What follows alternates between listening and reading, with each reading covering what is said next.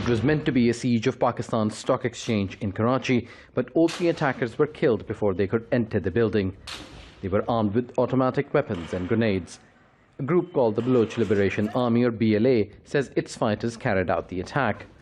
The UN Security Council condemned it and urged all states involved to work with Pakistani authorities.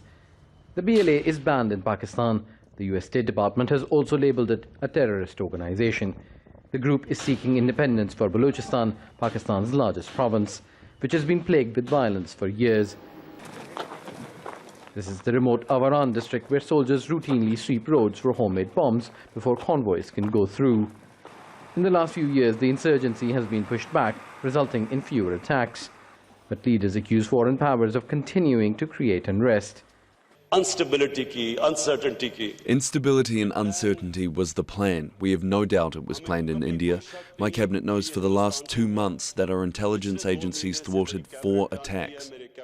My cover name was Hussain Mubarak Patel. Pakistan has previously sentenced a former officer of the Indian Navy for allegedly spying in Balochistan and orchestrating terrorist attacks.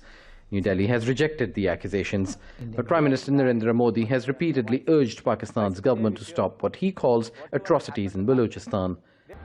The Baloch issue gained prominence with Gwadar, Pakistan's 3rd deepwater port.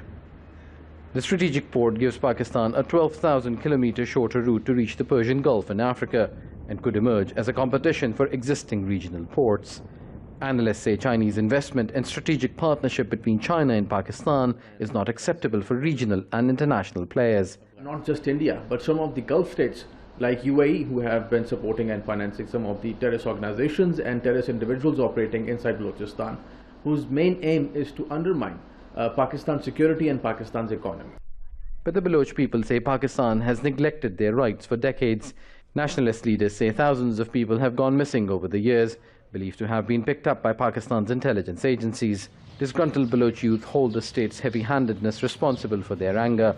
They also accuse the federal government of stealing the province's resources. The Baloch population is small, but we are rich in resources, yet 70% of our people live below the poverty line. Resentment and hate is inevitable. Extremism is due to a lack of democratic institutions. Those in corridors of power do not represent the Baloch people.